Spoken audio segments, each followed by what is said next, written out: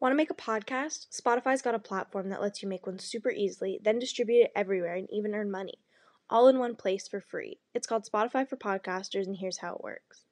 Spotify for Podcasters lets you record and edit podcasts right from your phone or computer, so no matter what your setup is like, you can start creating today. Then you can distribute your podcast to Spotify and everywhere else podcasts are heard. Video podcasts are also available on Spotify. With Spotify for Podcasters, you can even earn money in a variety of ways, including ads and podcast subscriptions. And best of all, it's totally free with no catch. Spotify for Podcasters has made our podcasting process so much easier and even has options like Q&As and polls so we can engage with listeners. I highly recommend you give it a try. Download the Spotify for Podcasters app or go to www.spotify.com/podcasters to get started. The following contains descriptions of physical violence, sexual violence, and graphic descriptions of autopsies.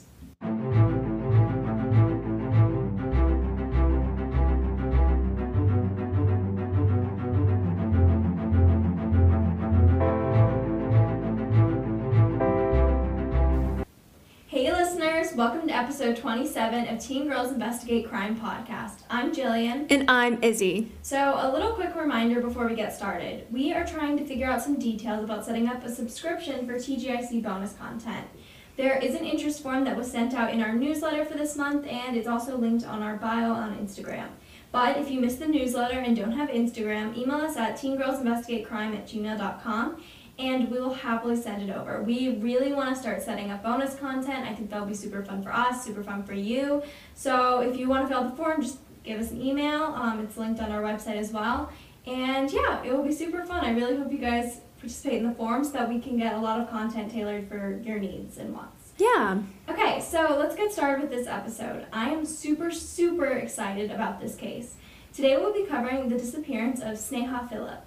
I have been fascinated by this case for, forever. I don't know, this is just one that's, might be my, most interested true crime case. I don't know. It's like Izzy's super into the Elisa Lam case. This is, my Elisa Lam case. Yeah, and part of me wishes that, we saved it for our 30th episode. But, guys, this is Jillian's birthday week episode. It is my birthday week episode. So it's just a super interesting and creepy case. And it's not really covered as I feel like it, as much as I feel like it should be. Mm-hmm. I mean, there's stuff on it, but, not as much as I would hope for, I guess. So we're going to talk about it. So let's just get started. Sneha Ann Philip was born on October 7th of 1969 in Kerala, India. At a young age, she moved with her parents to upstate New York in the United States, and then she moved again within the state, a few years later. She attended Johns Hopkins University and then graduated from there in 1995. She attended the Chicago School of Medicine so she could pursue her dream career as a doctor. And she met her husband there, actually, whose name is Ron Lieberman, and they both went to the medical school there. After they graduated, they relocated to New York City to pursue different internships. Sneha had worked at the Cabrini Medical Center as an intern. However, in spring of 2001, she had been informed that her contract as an internal medicine intern had been terminated. The reason the hospital gave was tardiness and alcohol-related issues, so just keep that in mind, I guess, for later. Yeah. We'll talk about that a lot more. Also, I just want to say this. Isn't it, crazy how long, doctors have to be in residence and internships and all that stuff before they're, an actual doctor and get paid as much as, doctors are usually paid? Well, they're in charge of people's lives. They want to make sure I know, don't kill people. But, that's cray-cray. They're in college for, 15 years, and then they go and they're, in, an internship until they're, 65. And then you have to do residency. Oh, Jesus Christ. There's a lot of stuff. That's insane. I mean, you watch Grey's Anatomy? Yeah, I did watch Grey's Anatomy, but, I don't know, that's just so weird to me. I never realized. It's a lot of time, yeah. So after she was fired from that place, she was able to get another internship at Staten Island's St. Vincent's Medical Center. However, she was also fired from that position because she was unable to follow their rules regarding substance abuse. So when she failed to meet with their guidelines and she asked her to meet with a substance abuse counselor, and she didn't go, she was also suspended from that internship. Okay, I'm gonna get into the timeline a little bit. Yeah, before we, spoil anything. Yeah. So, September 10th of 2001, Sneha was still in her suspension from her internship, and Ron claims that she anticipated to, use a day by cleaning their shared apartment in anticipation of her cousin named Anu, who was coming 2 days later for, a dinner party / she was gonna spend the night there. And actually, that morning, they were in, a court case for something that we'll talk about later.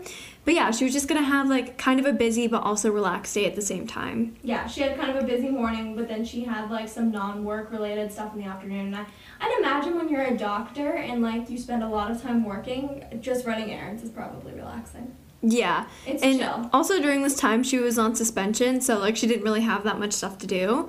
And this is such a weird, abnormal fact, but I thought I would add it. During the day, she also repotted some plants for their house that she had specially ordered from Hawaii. Okay, you only find that interesting because you're, a plant lover. I know, but, I thought that was super cool. I didn't even know plants needed to, be repotted until, a couple months ago, and Izzy told me. Izzy has, we're sitting in her room right now, but she has all these, beautiful plants, hanging from her window, and, it's just so nice. If you go into my room, I don't even think I have, a fake plant. I can't touch plants. They die.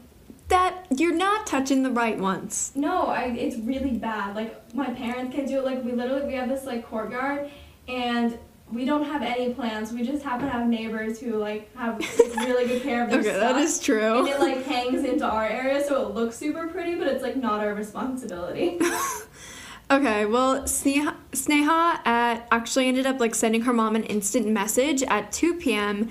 and it slowly turned into a 2-hour-long conversation. And let me just mention that this was in 2001, so they were talking on some sort of instant messaging site. IMing. Yes. So people could see that she was active, and in order to start and continue a conversation, she'd basically be having to sit in front of a computer for however long. Oh my god, technology. Yeah. That's weird to think about that technology was like that. I could just... I know. I could hop on my phone right now and send a text to whoever I wanted to. Exactly. So we know that she was at home when this was taking place. And they talked about a varying range of topics, including her plans for the upcoming week and how her and Ron visited a bar the previous weekend. Apparently her and her parents had a super close relationship, and her mom is quoted saying that they told each other everything. And so they spent a lot of time talking to each other. Yeah, and most notably, she actually mentioned that she was going to visit a restaurant called the Windows of the World that was located on the top of the World Trade Center due to the fact that one of her friends was going to be having a wedding there in the spring. Yeah, so she wanted to go check it out.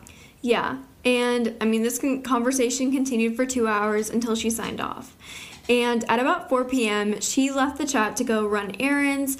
And, it didn't worry her mother, obviously. Yeah, she was going to run errands. That's not a big deal for an adult. Yeah, and she left her apartment to go drop off some dry cleaning, and then she went to a store called Century 21, which is basically like a department store, and it was only a few blocks away from her apartment. But keep in mind, the store was literally, right next to the World Trade Center. I've been there. Yeah. What? Yeah, so my family, we've gone to New York quite a few times just because we have family friends up there, and so we'll go visit a lot. And a couple of years ago, I want to say it was around Christmas of 2019, we went because we were staying kind of close to there, and it's over in Battery Park City, but we went over there and we went to the store. It's a discount department store. Mm-hmm. I'm trying to find the words to describe it. It's I don't know how to describe it. It's kind of like a Nordstrom Rack, I guess, but it's more upscale because it's not because it's a department store. It's a department store. It's not an outlet department store. Got it. It's just not as expensive, I guess. I don't know. Yeah, so I've been there, and then I heard about this case, and I was like, holy shit, that's really scary. I've been there. I know, that is really weird. Especially it's one of the last places she was ever seen at, and she was just, there, and I was there, but not at the same time, but it was many, many years apart. But yeah, anyway, 19 years later. Yeah, and it is super close to the World Trade Center. It's it's a couple blocks away if you were to walk, but in actual proximity, I'm trying to explain this. It's a lot closer, but walking would take a good 10 minutes or so. Yeah. But in terms of New York, it's really close, right? It's pretty close, yeah. Yeah. You can definitely see it.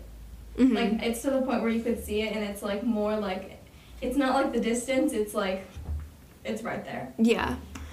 Okay, so shortly after 6 p.m., Sneha actually checked out of the store, and she had bought lingerie, a dress, pantyhose, and bed linens. And she actually ended up going to, like, the shoe department and then checking out 3 pairs of shoes there as well. I feel like I should just say something. We have, like, looked into this, and people have said, like, this is, like, super weird thing. But it's not. It's not weird at all. Not to mention, if she was trying to hide something, she bought this with her husband's card. It's so mundanely normal that people are overthinking it. Yeah, it's literally not weird. The bed sheets were for her cousin who was coming to stay. Mm-hmm. Like, and then she just bought some clothes and shoes. Like, and not even weird clothes, too. Like, yeah, she's a married woman. I don't understand. Like, yeah. I don't understand. It's so freaking normal. She probably bought pantyhose because she was in so many court cases at the time, and she had to, like, go deal with that. True. Like, I don't know. This does not, like, mean anything. She went shopping. Yeah, exactly. Like, if someone went and looked at what I was buying, they're like, oh my god. She bought a tank top? That's insane. Like, what? Blasphemy. Someone's just looking at her clothes and, like, trying to make up shit. No, but, like, literally. It's just so normal. Yeah, like, I just don't think that should be overthought. But, and actually one of the cashiers in the department store claimed that she had seen Sneha with another Indian woman. However, this has never been proven, and they were both never caught, like, on a security camera together. Yeah, Sneha is caught on a couple, like, I think there's one or two places shots where she's seen in the stores on their footage, but she's never seen with this other Indian woman, which, I mean, it's totally possible, like, that the cashier saw another Indian woman, like, waiting behind her in line or something. Yeah. And, like, was, like, I don't know, like, borderline... Maybe thought that they were together for some reason. Just assumed that they were together because they were both Indian. Yeah. Like, and it could have just been any other person. They weren't together at all. Literally. And then she literally left the store and vanished into thin air. So this is midnight of the same day. Ron returned home at about 12, and he realized that Sneha was not in their apartment. I mean, he assumed that she had gone out, which had been happening more often, and he didn't really find it that strange. And then September 11th of 2001, which was the day after, at 6:30 a.m. It's also 9/11. Yeah, it's also 9/11. At 6:30 a.m., Ron awoke to get ready for work, and he was actually kind of shocked that Sneha had not returned to their apartment. However, I mean, he just assumed that she had ended up staying at someone else's house following her night out, and this was not, like, horribly uncommon to the point where it, like, raised alarm bells. Yeah, I think sometimes she went and stayed at friends' houses if she was out late, or, like, sometimes she'd go stay with her brother. Like, I don't think it was uncommon for her. Yeah. She stayed out late, and she was just a lot more convenient to go somewhere else. Exactly, and she probably didn't want to go home, like, super drunk, too. Exactly. So that makes sense. And that evening, so her husband went to work as normal, and the September 11th attacks on the World Trade Center actually happened at 10:30 that morning. And, I mean, Ron was, like, desperately trying to get home from work to ensure that she was safe. And he was actually stuck in traffic for more than, like, 5 hours because of all the chaos that was happening in the city. And, I mean, of course he didn't get home until, like, that night, and he couldn't get into his apartment building. So he actually stayed at, like, a friend's house, and then he got to the apartment building the next day. That's nuts. Using his medical credentials. And, I mean, like, he was hoping to find Sneha in the apartment. And, I mean, she wasn't there. And everything in the apartment had been covered in ash because she had accidentally left a window cracked. Oh, my God. And let me also mention, her bags of all the stuff that she had bought, not in the apartment. Never found. Never found, actually. So, like, she was never home. And she never made it back to the apartment. Exactly. She never made it back to the apartment. And, I mean, the following days, like, when Ron could get through to the NYPD, which was really hard at the time, he attempted to report her missing. However, due to the fact that she was one of the thousands missing because of the 9/11 attacks, her case file was quickly buried, and there was so much other shit to deal with. Yeah. And actually, for a little bit, there was her brother made up this, like, phone call that they had on the morning of September 11th that placed her at, like, the World Trade Center. And he later came out and said that that hadn't been true, but they were trying to, like, get the case to actually be, like, recognized. Yeah. Because there's just so much other stuff going on, so he made that up, which ended up kind of, like, I mean, there's no, like, actual permanent damage or anything. No, but it was just kind of not fair. It was a little inconvenient. Yeah. But, like, I mean, I understand what he was trying to do. Yeah. It wasn't that bad. And, I mean, due to the fact that the chaos of 9/11 happened in such close proximity to their apartment complex and where she was shopping, and, like, a lot of the claims about, like, other things couldn't be substantiated, the city actually decided to add her to the list of the dead from the terrorist attack. And her family attended, like, multiple memorials and mourned her death. However, still, like, many people feel a sense of unresolve with the case, and so does her husband and her brother. Like, a very large majority of her family does. And I feel like a very large population of the United States who knows about this case also does. Okay, so we're going to hop right into theories now. So the first theory is that she was a victim of the 9/11 attacks. And this is the theory that her parents and her whole family and her husband just really believe in. And they were actually the ones who had lobbied for years to get her to be recognized as one of the victims of 9/11. And that's why she was actually finally put on the list of people. But this is what they really believe in. And, I mean, I definitely think it is substantiated. Yeah, and I also feel like there's an element of closure to knowing that, like, that is a potential thing. It's a lot more like it's the closure part of this case. It's not the one that leaves a lot of questions, because oh boy, is there stuff that leaves questions. So this theory is just that because she was a trained doctor, it's really theorized that she went to the towers to help people, like the injured or whatever. Yeah. And so it is substantiated on why this would actually place her like there and actually place her to be anywhere on 9/11. Remember, she was last seen on the 10th. So there is this security camera footage from her apartment on the day of the attack. Like literally a few minutes before the first tower was hit, there is a video clip of a woman who looks a lot like Sneha, who comes in the building, presses the elevator button, and like waits a minute.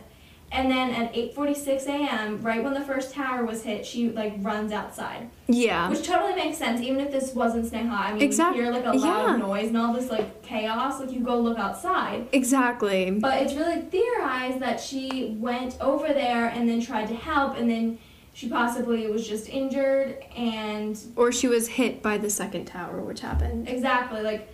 It is theorized that she was a victim because she went over there to help, and then it just ended very, very poorly. So then there's also another thing that could place her at the World Trade Center. So like we said earlier, when she was talking to her mom on the instant messaging thing, she said that she wanted to go check out the restaurant at the World Trade Center because she had a friend that was going to get married there. So let's just say that the woman in the video wasn't Sneha. It was someone else who lived in the building. Because she told her mom the day before that she was going to go to that restaurant, it's possible that she went that morning to go check it out and was actually at the World Trade Center during the attacks. Yeah, like maybe she couldn't get there the day before because of something else, or she went out and then ended up staying the night at someone's house. Exactly, and then she did never make it back to her apartment. She was out, and then she just went the next morning. However, I do think it's unlikely that she was actually at that restaurant that morning because that's, like, really early in the morning to go out. Like, it was a weekday, and, like, do places do brunch on weekdays? Was brunch a thing in 2001? Yes, it was breakfast more like probably then. I know, I don't know, I really should have looked into this, but I don't know the details on, like, when this restaurant was open. Like, I think a lot of places don't usually do brunch until the weekends. So I just feel like it's unlikely that, like, it was a nicer restaurant. Like, I don't think she would have gone there just, like, that early in the morning. But I will say, like, even, like, there were people who were killed or, like, severely injured from just being around the buildings. Yeah, exactly. So I think it is definitely likely that she was a victim of 9/11, but I don't think she was actually, like, at the restaurant and at the World Trade Center. She could have actually been at the World Trade Center or really close by just doing something else, but I don't think she was in that restaurant. Like, that's, like, really early in the morning. Exactly. That's just kind of, like, logic. It doesn't really make a lot of sense for her to be there for that reason. Yeah, and I also feel like we actually could not find the footage of the woman in the apartment building somehow. I feel like it's mentioned in everything, and we can't find it. With, like, really detailed descriptions, but Izzy and I were just searching for it, and we couldn't even find, like, a picture. Yeah, and it's just, like, so irritating because... I want to see it. I want to see it, too, and I mean, I feel like... Did she have bags in her hand? I know that's kind of random, but did she have, like, the bag in her hand? Okay, so I've, like, seen a couple different, like, I don't think that she had a bag in her hand. I'm pretty sure that's right. Yeah, she did not have a bag in her hand, I don't think. Or maybe she did, honestly. I've seen, like, a couple of contradicting reports on that. Yeah. And we couldn't find the video to look at ourselves, so... Yeah, exactly. So, yeah, I mean, I honestly feel like that is definitely a possibility that happened, especially since, like, her family even believes it to a certain extent. Exactly. Okay, so now we're going to get into the runaway theory. This is the one that I feel like is most talked about, and you see the most often when you research this case. Exactly. So this theory, in my opinion, is honestly pretty substantiated, and I think it stands out than like a lot of the other theories that we've discussed. So let's talk about her personal life a bit. So she actually had a history of drinking a lot and partying, and she wasn't an alcoholic, and nobody has ever said that she's an alcoholic or that she had, like, issues with that. Just that She just drank a lot and it was well. Yeah. And she had no substance abuse issues at work. Yeah. And that was the causation of the termination from her first contract and the cause of her suspension from her internship at Staten Island. Staten Island, not Staten. Sorry about that. And, I mean, additionally, this drinking and partying turned into a habit, and her husband actually said that it wasn't too unusual for her to not return home because she would regularly go out and sleep on a friend's couch. So I literally can't speak. I don't know what's wrong with me today. It's kind of a hard word. It's a hard word. It's like cinnamon. Cinnamon's not that Synonym? Synonym? Cinnamon. Regularly? Yeah. And, I mean, additionally, her and Ron were having some marital problems due to the fact that so her brother actually told the police that he caught her having sex with his girlfriend. Oh, drama. Like, walked in on them. Drama. And, I mean, this obviously caused a rift in their relationship because, like, I mean, first off, there are just so many reasons. And Sneha would actually go to lesbian bars often due to the fact that she was uncomfortable after she was groped at a bar, which I'll talk about in a second. However,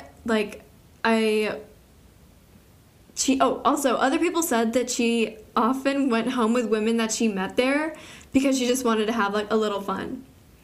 And, I mean, I get this. Personally, I get this. But her husband actually said that there was no way she was bisexual. And the fact that there was a chance that she was, like, cheating on him in any way, there was no way.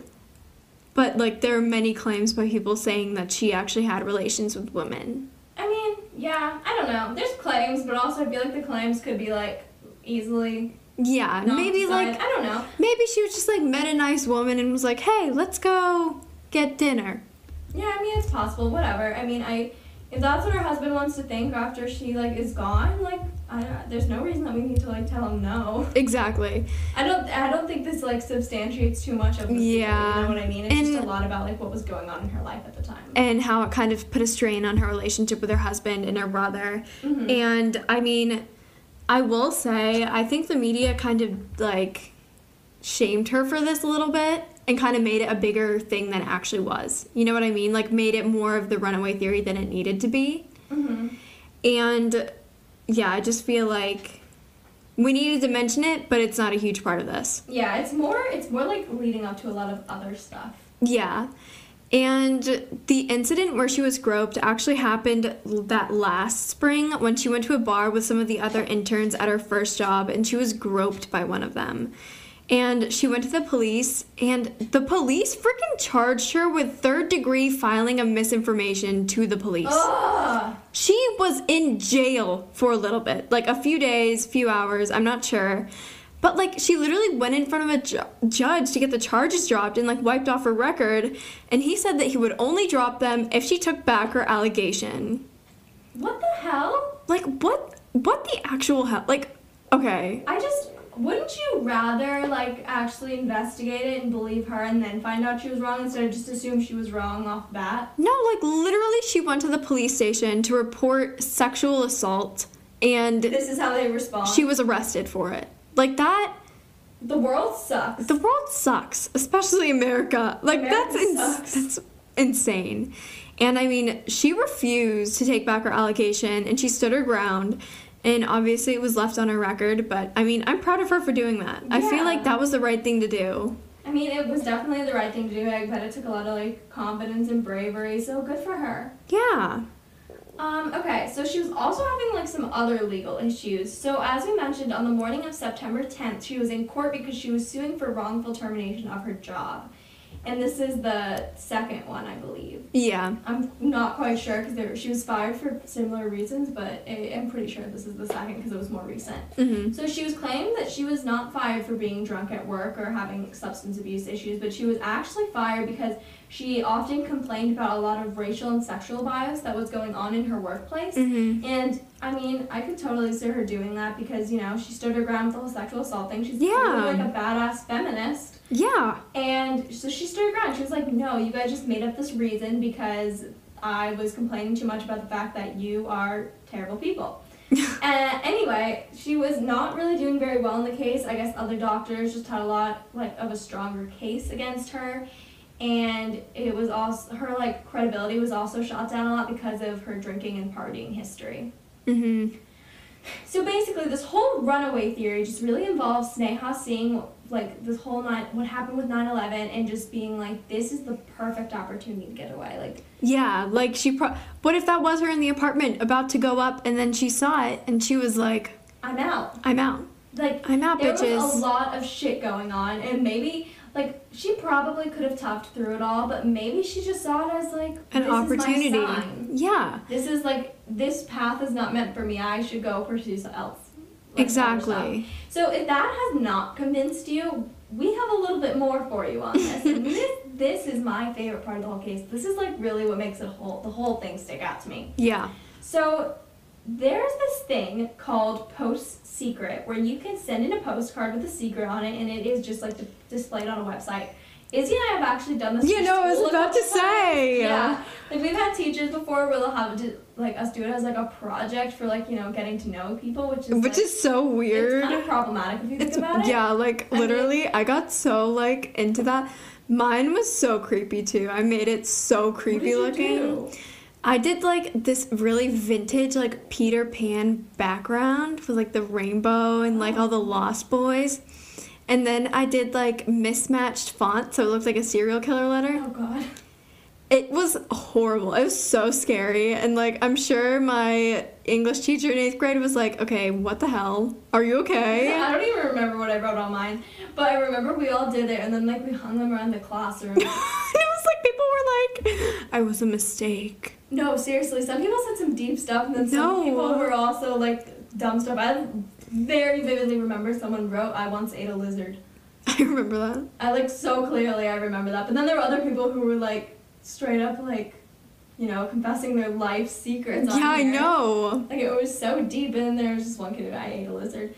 Anyway, so there's this whole, like, program that, like, inspired our little school project, and that's Post Secret. So many years after her disappearance, a postcard was sent in with a hand-drawn black and white photo of the Twin Towers falling. And it says, everyone who knew me before 9/11 thinks I'm dead. Oh my God. And, okay, so it's just always been, like, connected to her case, and not for, like, a lot of reasons except for the fact that it just makes sense. It makes sense, and it's very coincidental. It's just so crazy. Like, that is horrifying. Like, I want to believe in it so badly. like, I literally got chills on my whole body when you Like, said that. I want to believe that she is living under some different name, and she is, like, listening to this right now. Yeah. You know what I mean? Like, I I hope know. Like, hey, Sneha. Like, is she keeping track of, like, all the things that are, like, all the things that people are talking, you know? Because, like, she's on podcast, like, people talk about her. Like, Yeah. is she keeping track of that? Because I believe so much that she is just out there. And she's listening to this right now. She is out there. And also, I gotta bring up the question. Do you think that she was, like, she was with someone when she ran away? Okay, so I think it's, like, possible because, like, I don't know. She was seen with that other woman in the store, but we kind of, like, shot that down. I don't think that means anything. I don't know, because here's the thing that I have to ask. Where are those Century 21 bags? Exactly. Like, she either disappeared with them, which totally makes sense. Like, the day before 9/11 even happened. Yeah, or she disappeared on the morning of, and she just, you know, took her shit with her. Like, maybe she stayed at someone's house and, like, took the bags with her. But here's the thing. like you just said, she stayed at someone's house. Whose house did she stay at, and why haven't they come forward? Exactly. Like even if it was a random ass person, you know this lady. You know that people think she's dead. You know that she's missing. And that's why not just say? Confusing, because she either just appeared on the 10th, and it's just totally not connected to 9/11 like whatsoever. But like also, it kind of I think that she is the person in that camera video from her apartment. I honestly do too. I just think that makes a lot of sense. But then where are those bags? She stayed at someone's house the night before. She probably left the bags there. So where are the bags, and who is this person? Why haven't they come forward? Exactly. Unless they're with her.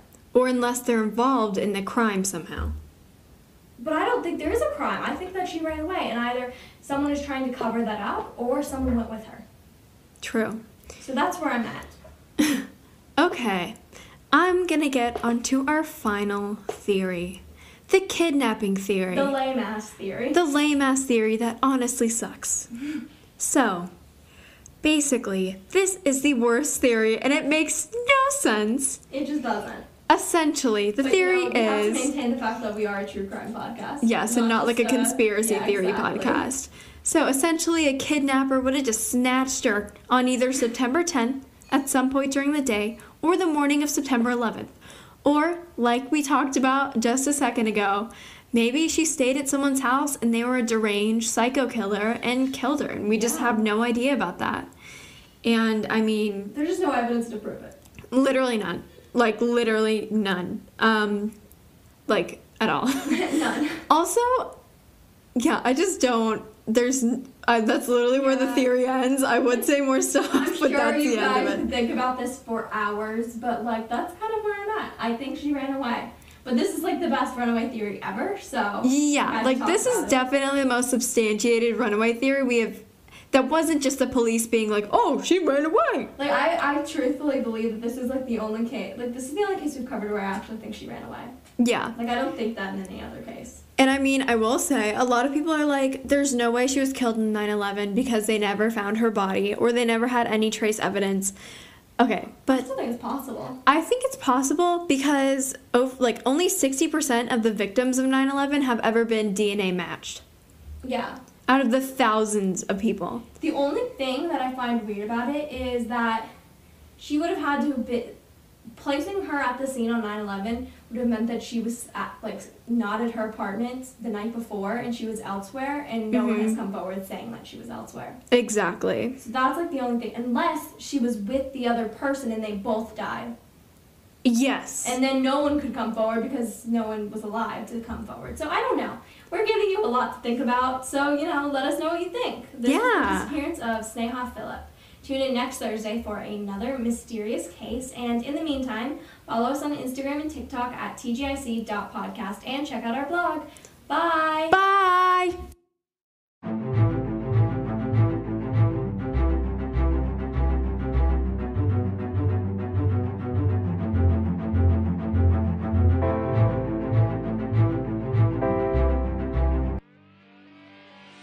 Hey, I'm Kristen. And I'm Ashley. We host the podcast Locked in a Closet, where we discuss true crime, the paranormal, urban legends, and all things spooky. We love covering all sorts of stories, but we try to keep it Canadian as much as we can. You can listen anywhere you get your podcasts, or follow us at Locked in a Closet Pod on Instagram. Keep on creeping on.